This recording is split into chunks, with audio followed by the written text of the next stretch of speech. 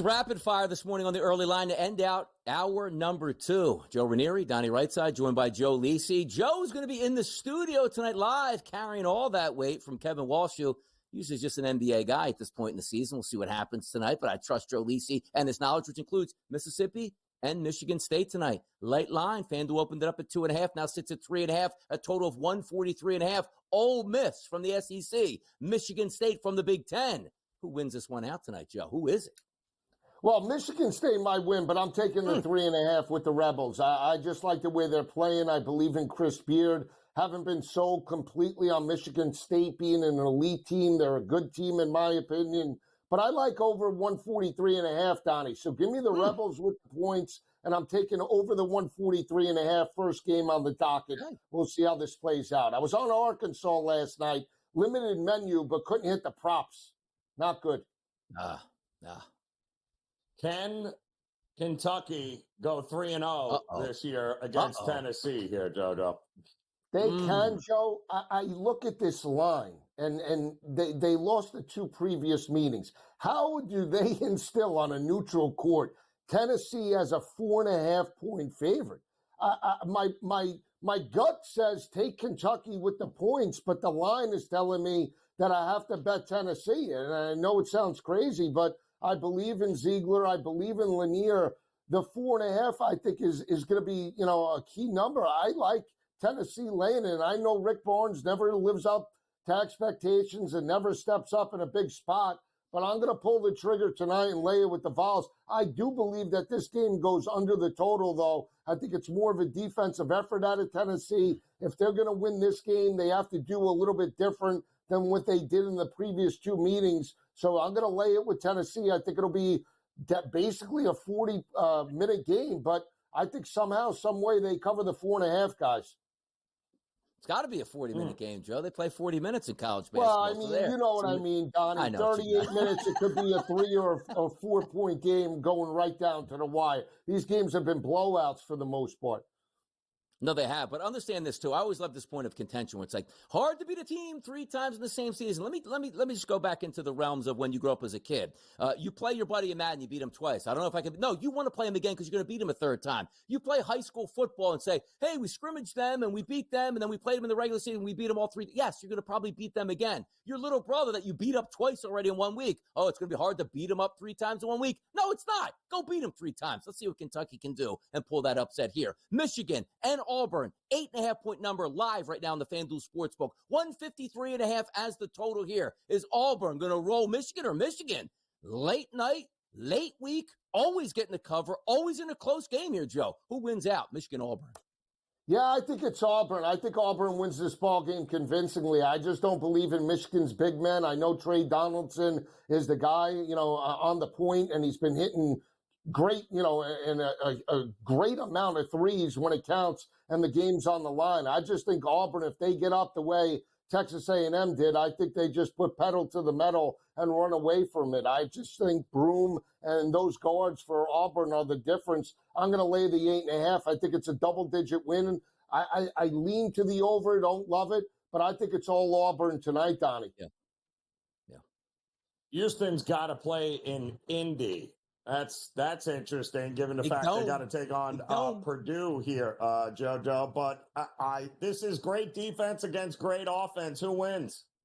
I think Houston wins, but I'm going to take the points with Purdue. I think Hoffman-Wren could be a difference maker. I saw him put up 14 and grab 14 bounds. You saw Braden Smith lead that team in terms of the 3-point perimeter game. I know Houston has great 3-point defense. And when this line came out, and I covered the game last week when Purdue won, I thought this line would be 4.5, 5. The fact that it's up to 8.5, to me, where Purdue is just way too many points in this type of atmosphere with the potential hometown crowd. Give me the Boilermakers. I think they cover, but Houston wins the game, guys. We love getting takes from Joe Lisi, whether it's college football, pro football, college basketball. The guy does it all here at the network. But I need one more thing. Do you sell crypto on Fridays to buy back on Mondays? Like, give me a little bit of insight here before you get out of here. Yeah, what do you do? I don't understand. I'm a newbie in this. It's in a consolidation phase. We'll see how it plays out. I risk my own money. You know that. I'm not a snake oil salesman, Donnie. Come on. Yo, who is on the network? Dime them out. Give me some intel. Who's the snake oil salesman on this network right now? I need intel. That's what I need at this point. We get intel.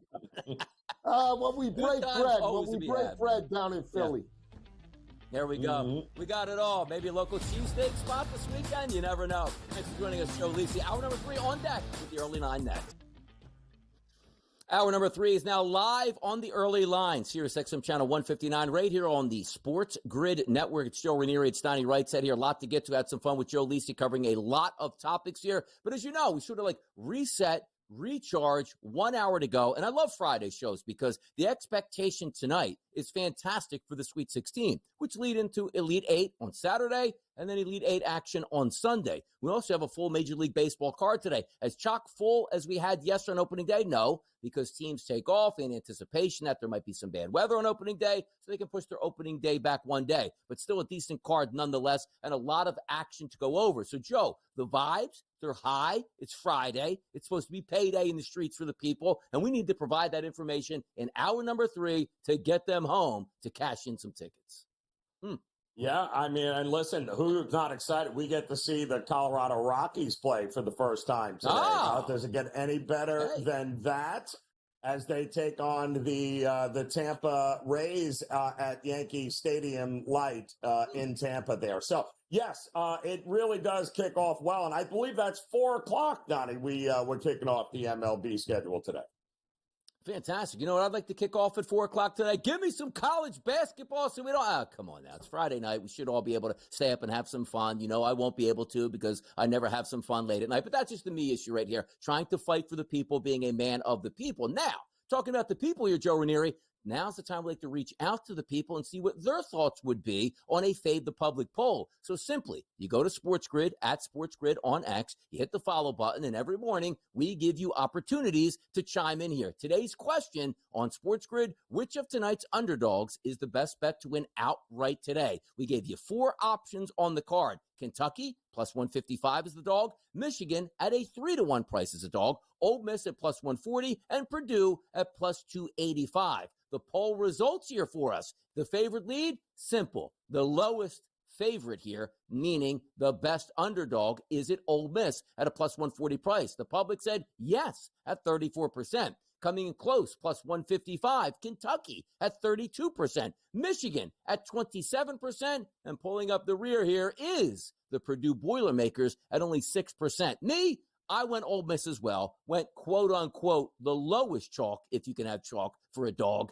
I did that. Where did you vote in this one, Joe? Where'd you go?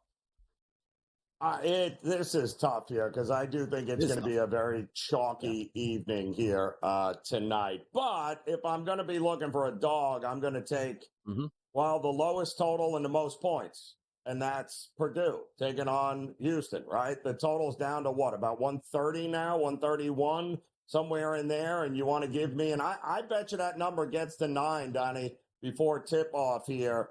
Because that's the late game. And, you know, depending on how the public does in the early games, there's going to be an awful lot of Houston money, I think, come rolling in. So I think I would hold off betting Purdue for now because I think you can get a better number. But low total, ton of points with a elite offensive team, I'll go with Purdue in this one. I can't wait to watch it play out. I mean, and I love it. And as we said before, like part of the charm of the tournament over the past 20, 30, 40 years is sometimes Cinderellas make it into the Sweet 16 and the Elite 8. And as I always say, there's so much fun to watch them pull off the upset until you realize what that upset damaged and what the next game could have actually been. We don't have that anymore. It's all Power 5 conferences, and we should get great games all the way out. Now, granted, a game is only as good as the eye of the beholder, probably which side you bet and which side you won and or lost at that point. So I'm excited to see it play out. Also, time to re-rack where we sit here in the rankings here at the FanDuel Sportsbook for the odds market to cut down the nets. You take a look at Duke. They're a plus 180 price right now. Ooh, that's a lot lower. Florida, 3-1. Ooh, that's a lot lower. Just use simple math in your head. Those two teams won and advanced last night, and other teams have to play to advance to the same stage in the Elite 8, which means Houston back down to a price of 6-1. Auburn at 6-1. Alabama 11-1 with their impressive victory, but we know they have to take on Duke. Looking at these numbers on the board that we have with this graphic, any buy-in points here, any surprises a little bit, or just status quo for you so far, Joe? Well, the problem is I'm holding a 14-1 Florida ticket here, so certainly not buying into them at 3-1. The only question I have is, do I begin to start hedging, beginning with the Texas Tech game, if I'm looking at it? Houston, I'm also holding a Houston ticket here at 8-1. I'm kind of shocked they're still only 6-1 at this point. I think they've been a little bit less, but it's because Duke is such an overwhelming favorite here that there is some value down the board if you're not holding a ticket on anybody. I mean, Tennessee 19-1, Texas Tech, who we just watched, Michigan State at 27-1. I mean, these are all great pedigree teams with more than enough talent to be able to run the table here. So the value is there strictly because Duke is such an overwhelming favorite here. They are such an overwhelming favorite. And look, plus 180, I know how good Duke is. I picked them in my bracket to win it all. I think they're the best team in the country. But also, Joe, we're talking about like price points, right? Like not every team there is listed at plus 100. It's like, oh, just pick the best team, and that's what it is. Like, still the path for Duke to win a championship, just get to the Final Four, then win in the Final Four, then win the final against a team. I'm sorry. I do think they're the best team. He said, well, Donnie, if they're the best, you should just bet them. Plus 180 to win that Elite Eight game, the Final Four game, and the final game against the Titans of the Titans in college basketball. I can't take it that low, even if I think they're the best team, Joe. Well, and the other problem, Donnie, is that they're never going to be a dog in any game. Correct. So you're not going to be able to get plus money on them on any sort of money line situation from here on out. But hypothetically, play it out. Duke has got to go with who I think the team that is actually built to beat them in that bracket is Alabama. And then if it's not Alabama, then it's going to be, let's just go, Houston. Who else are they going to have to beat in order to be able to get to the national championship game? Their toughest games are still to come here for Duke. Yeah. Now, if we look at that odds market here, right, let's just say you go Duke, Florida, Houston, Auburn, and Alabama, and we remove the top 5 teams and list the bottom 5 teams here, which would be Tennessee 19-1, Texas Tech at 20-1, Michigan State at 27-1, Kentucky at 85-1, and Ole Miss at 95-1. Of those bottom 5 teams, and even with the price points put in, which ticket would you take on those dog prices? Say, you know what, Donnie, I'll take a flyer because even if they don't win it, I think they might be winning a game or two, and I can cash in that ticket for plus money. Well, you have to, at this point, you have to take into consideration, okay, you got to get to the game, right? You got to get to the national championship game. So if you're not looking at Florida, then how are you not looking at Texas Tech then at 20-1? Because if Texas Tech beats Florida here, you got to love their chances of at least getting to that game there. So I think there's plenty of value on Texas Tech. Let's face it. I don't think even if Alabama beats Duke, I still don't think Alabama is going to get to the national championship game. So I do think that Texas Tech is going to provide the biggest pushback there for Florida, the favorite on that side of the bracket. Yeah, again, just the excitement here. We look at those teams where every single one of those is viable. Like, look at the bottom of the board. It's Ole Miss.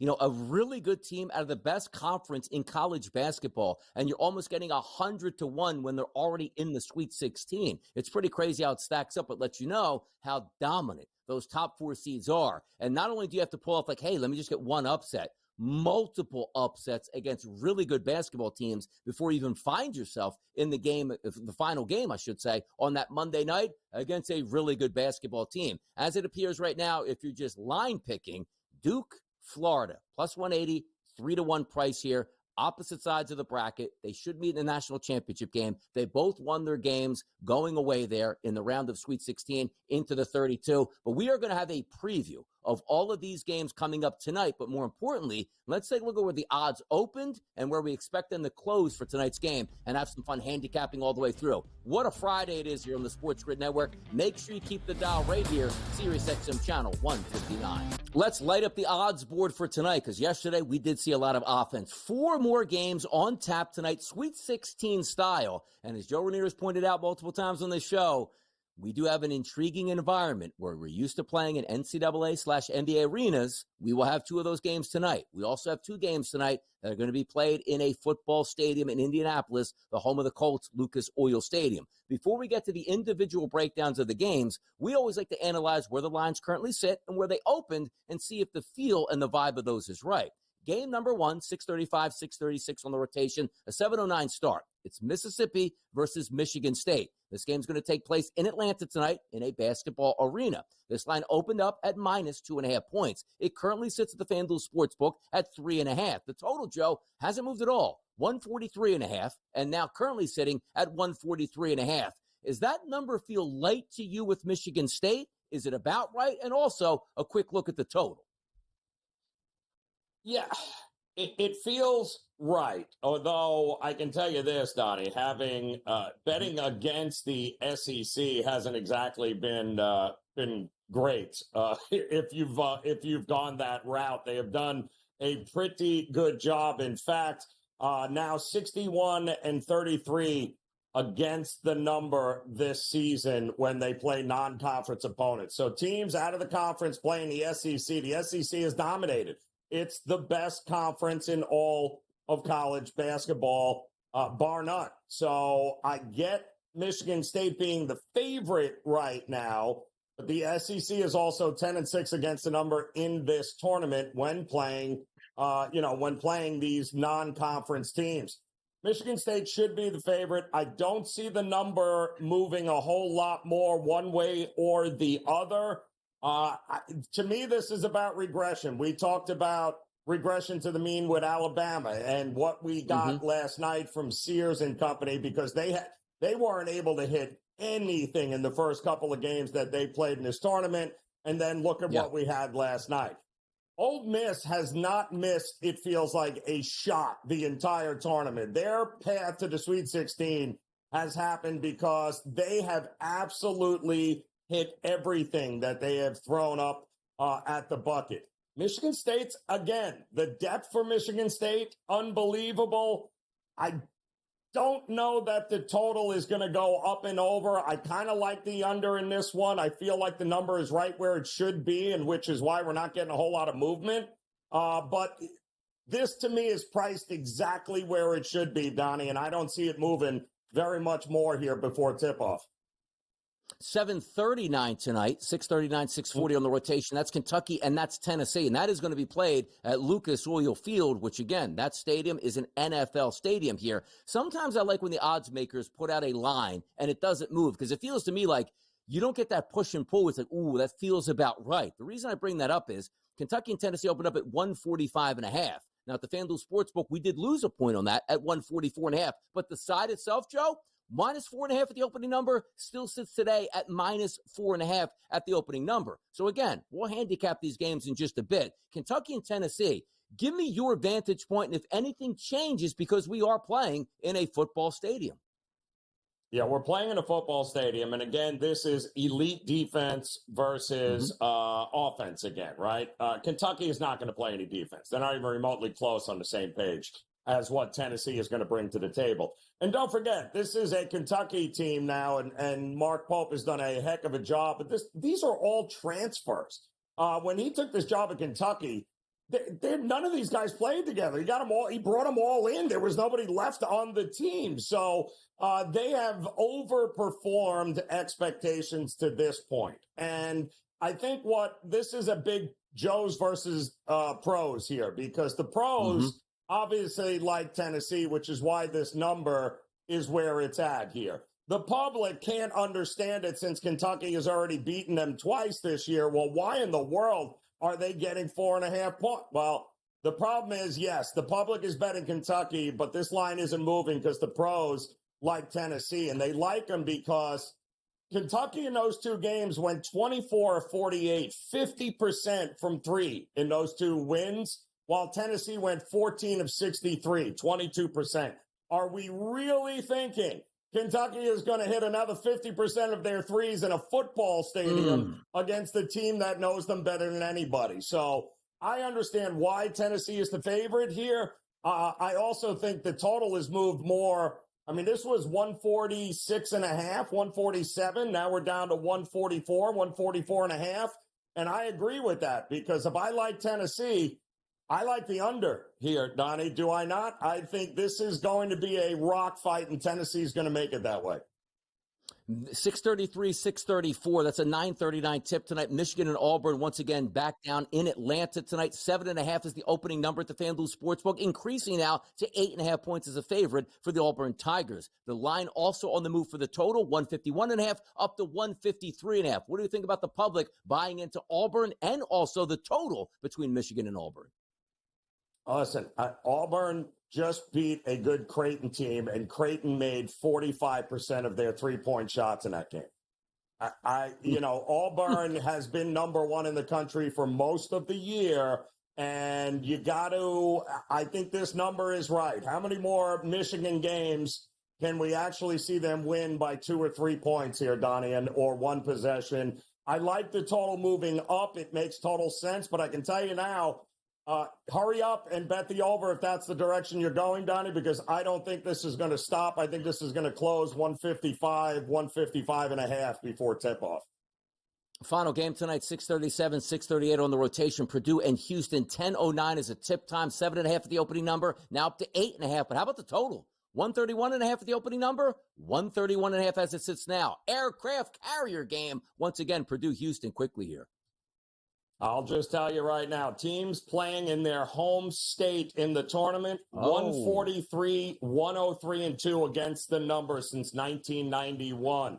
They didn't do Houston any favors by putting this game in Indy and Purdue facing them here. However, it's very hard to go against an elite defensive team like the Cougars. I agree with the total going down, and I think it will continue to go down. Two of the best defensive teams in the country playing in a football stadium. Does it help? We got all 4 games. We're going to handicap each one individually coming up next. Stick with us right here on the early line. All right, let's get into it. Let's have some fun. There's 4 games tonight. Marquee cards, 7:09, 7:39, 9:39, and 10:09 tonight as we start with the earliest game, 6:35, 6:36 on the rotation. Mississippi, Michigan State from live in Atlanta tonight. We already went over the numbers here. 3.5 is the current favorite at the FanDuel Sportsbook for Michigan State. 143.5 as the total. Lining this game up, Joe and I talking here over the break. The one thing we know about Michigan State is it's not a pretty basketball team. It's not littered with first-team All-Americans and number 1 overall draft picks. They just get the job done with a great coach and a great defensive footprint. We like Mississippi's offense. It's top 25 in the country when you take a look at the efficiency. But Michigan State's defense, unbelievably rebounding team on defense, which means you don't get second points here. 4th overall in efficiency. The best team in the country at defending the three-point line. Now, the interesting part, Joe, is they'll let you shoot the 3, but they're going to put a hand in your face, and that will affect you. Again, 360-plus teams in the country, nobody defends the three-point line better than Michigan State. How does that affect the game tonight with Mississippi trying to steal some of those points from the three-point line? Well, I think it lends itself to certainly an under in this spot here because Michigan State, number 1 in defending the three-point percentage shot, right, all year long. They're not a great three-point shooting team. Their idea of being able to beat you is wearing you down. And why can they wear you down? Because they can go 10 deep. We mentioned it last hour, how Florida and the depth that they have and what they just basically wore down Maryland last night. Well, that's kind of exactly what Michigan State's game plan is. When they can throw 10 guys and fresh legs the entire time and every one of them is built to defend, it makes it very, very difficult. I love Chris Beard. I think this is the coaching matchup of the night and with Izzo. But listen, it's tough to go against Michigan State in this spot here. I do favor the under simply because Michigan State is not going to hit the 3. And I also don't believe that Ole Miss is going to continue to hit 50% from 3 like they've done in the first 2 games. I believe variance will kick in. I believe Izzo and Michigan State will dictate pace. Everything is going to be contested in this game. I think this is a good old-fashioned rock fight tonight here. If you don't want to lay the 3 in the hook, I would definitely look maybe first half under, Michigan State has been a very slow starting team here. They usually pick it up in the second half. So I would look maybe to a first half under, if not a full game under, and look maybe, just maybe, you can get Michigan State live at a much better number than -3.5. Maybe even a pick 'em if they fall behind early, which they have done a couple of times already here in the tournament.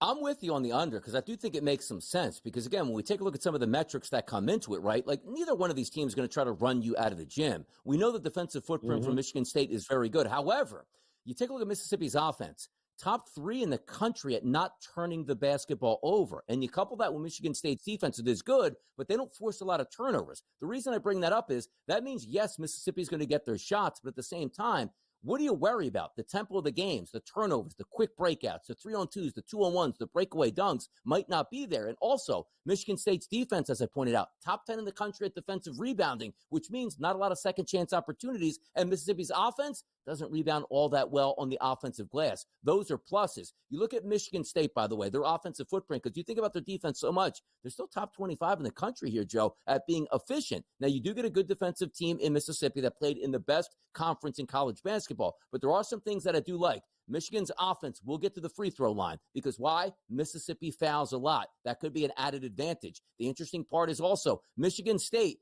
doesn't shoot the three-point shot all that well and doesn't shoot it from volume at all. So maybe you're just collapsing inside the paint, which could make a difference here. But also 321st in the country, Joe, at stingiest. There's 360-plus teams at scoring inside the paint. That's the point distribution for Mississippi. So I don't think we have two teams on the offensive side, Joe, that really match up well against each other. Neutral site, a lot on the line. And for me, I tend to lean towards the under as well. So, Joe, I like the look there that you're saying could be more of a rock fight, getting some really good defense without a lot of tempo and fast break opportunities. Yeah, and listen, Ole Miss has the athletes. If Michigan State is going to try to get out in transition, they have the athletes and the players to be able to make life, miserable for Michigan State. Got to be one in the half court, and defense is going to win this game. It's Chris Beard's specialty. The under, to me, is the way to look, especially early, I think, in this game. SEC. Next up, Kentucky and Tennessee in the dome, people. Right back at it now. The battle of the SEC continues tonight, and that will take place in Indianapolis, Lucas Oil Stadium, Kentucky and Tennessee. 7:39 tip time tonight. As we pointed out earlier, the line opened up at 4.5, sits at 4.5. The total, 145.5. Down 1 point to 144.5 live right now. The breakdowns are as we know it. Defense for Tennessee. Beautiful offense for Kentucky. Looking at it for me, I look at that Kentucky offense. There's nothing they don't do well. Shoot the three-point shot, elite. Make their shots inside the arc. Go to the free throw line or average there. You take a look at the turnovers. They don't turn it over. But Tennessee here, here's where it comes down to. You are in a football stadium. Kentucky wants to shoot the three-point shot. Kentucky, top 3 in the country at only 28% allowed from the three-point line. However, Joe, they let you shoot the three-point shot. Talk to me about Kentucky's offense in a football stadium needing to be reliant on a three-point shot with a team that defends it pretty darn well. Yeah, and again, I think that's where the pros versus the Joes comes in this game, is that the public looks at this game and goes, wait a minute, Kentucky beat them twice already in the regular season. Why in the world are they a 4.5 point favorite? But when you dive into it and you compare, first of all, both these teams have very similar strength of schedules because they both played in the SEC, right? But they also have very similar 3-point percentage differentials against teams. They both have +6.5, +7 against the teams that they have played when it comes to 3-point differential. So it was so ridiculous. We talk about variance, Donnie. The variance that Kentucky would have shot 50% from 3 in those games, while 14 of 63 for 22% from the outside. Tennessee beat them in every other facet of the game except for the 3-point differential. They have played very similar styles all year long. It's elite defense for Tennessee. It's elite offense for Kentucky. What's going to win here? Tennessee should absolutely be the favorite. I'm betting Tennessee simply, Donnie, because I don't believe Kentucky on a neutral site game again is going to go. I mean, they went 24 or 48 in 2 games there in those wins. Yeah. They're not shooting 50% against this Tennessee team again. Tennessee beat them in the paint and every place else. I think they beat them again here tonight. You take a look at that total, and I do agree with the line drop, 145.5 to 144.5. Can these teams score? Of course, they're 2 talented teams. When we take a look at Tennessee, we usually always focus just on the defense itself. They're top 20 in the country in efficiency. But as we just pointed out, again, styles do make fights here. If you have teams that want to shoot the three-point shot and teams that defend it, you're going to have an issue, and particularly playing in the first game. Now, hear me out on this too, Joe. You take a look at the opening rounds here in Indianapolis as the Sweet 16. 2 games, 4 teams are going to play. Get used to the shooting sites, get used to the shooting lines, and then maybe be ready for the Elite Eight saying, hey, we did it yesterday. I'm used to it. Got a couple practices in. We'll be fine. First game there, yes, they have practice there, but the first game is going to be a little bit different. Look at Tennessee's offense, which Kentucky doesn't turn you over at all. That's a plus for Tennessee. But the same imprint we're looking for Kentucky's offense is top 79 in the country volume-wise from three-point range. That's Tennessee. They're pretty good at making it, about 35% as a team. But look at Kentucky's defense. 321st in the country at chasing you off of the line despite defending it well. So we have a game, Joe, that we take a look at and say, 2 defenses that will put your hand in their face when they try to make a three-point shot, but let you shoot it here in a football stadium. Yes, the game can go over, but I lean towards under right off the bat here, Joe. I am with you. And early under, too, as well. I mean, keep in mind, Kentucky won those 2 games this year by a total of 16 points. They had 39 more points from three-point range, Kentucky, and yet only managed to win those games combined by a total of 16 points. That's what we call variance. At some point, Donnie, and we've seen it now in a couple of spots, you start regressing back to the mean. That's advantage Tennessee and to the under all day here. Yeah, I'm excited by this game because, again, it adds that added intrigue, which I can't believe they do play games in football stadiums and basketball. You can't even equate it to other sports or where that really affects you because a football field is always going to be 100. Now, hey, well, I couldn't throw that deep out because I can see into the background. There's a mountain back there. No, but shooting lanes make a big difference, and particularly when you're traveling and playing at new sites at this point, it always factors in. So maybe as you're pointing out, you even take a look at the first, the first half under where it's yes, they could come out and shoot the lights out, but there's a chance they don't do that. Maybe you capitalize on it. A fantastic game in the SEC. 2 teams that know each other well, playing 2 times already this season. We'll see who's going to be that victor moving on to the Elite Eight. The next game we'll take a look at tonight, 9:39 start, getting back to Atlanta. That's Michigan, a team that's notorious, Joe, for playing close game after close game for close game. Played a very good conference, won the conference tournament at the end of the season, and been playing very good basketball as we play into the NCAA tournament. This line opened up for Auburn, as we pointed out, 7.5. The live number at the FanDuel Sportsbook, 8.5. The total, which is bouncing now, 151.5, now up live to 153.5. So points are expected. Another SEC team, but as I talked all week long, getting different influences from people that we've had on the show, Michigan is such a lightning rod. Are you trusting what you're seeing over the length of the season, or is it just sooner or later you can't just play these close games and come away with the victory? But again, we're not asking for the victory. Can they stay within the 8.5 points here, Joe?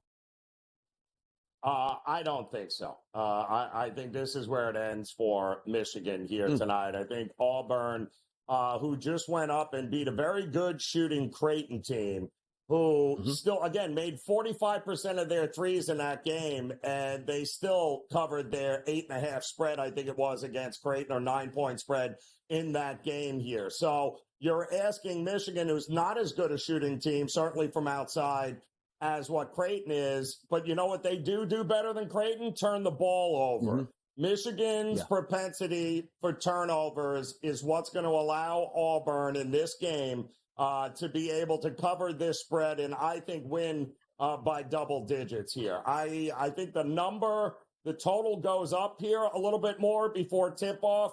I just don't think the idea that the 2 bigs with Golden and Wolf are just going to handle Johnny Broome. Look, Johnny Broome's great. He's a leader of Auburn. But how are you going to stop everybody else on Auburn from firing away? And also turning the ball over and giving Auburn free buckets, which you're inevitably going to do. is a recipe for disaster. I think Auburn handles Michigan easily here tonight. And you take a look, because it is about shot making. We get that here. And still, it is going to be a neutral court. It's down in the South. There may be more Auburn fans than Michigan, but obviously Michigan's going to travel. It's not played in the Mercedes-Benz, stadium in Atlanta. It's played in State Farm Arena, which is a little bit easier on the sight lines. You take a look at Auburn's defense, 11th overall in efficiency this season, according to KenPom. Michigan is 13th, so you have two great defenses. But once again, you're looking at good offenses. Auburn does take it to the next level. They're in the top 5, actually 3 overall in adjusted efficiency. But here we go again when we take a look at what's going to make sense. Michigan doesn't handle the ball all that well in offense. Close to 20% of the time they have the basketball, Joe, they turn it over. So that's 1 of every 5 possessions that doesn't end up with an actual shot. That could be a determination in the final score here. But again, we're not just asking who's going to pick it or go money line. Here's the other equation. It seems like when we get to this time of the year, the defenses really rise to the occasion. Auburn, we said, good defense. Michigan, we said, good defense. Look at the three-point line. Top 10 in the country at defending the three-point line. It's Auburn. And also 66th best in the country at chasing you off of the three-point line, which means you better do your dirty work down low, which is tough to do against a very athletic team there in Auburn. You flip it over to the other side here. Auburn loves the three-point shot, but who defends it equally as well? It's Michigan's defense. So when I look at these games, it's funny because the imprint right now, Joe, is we're getting points left and right in these games. I find myself leaning more towards unders right here on day number 2 of the Sweet 16.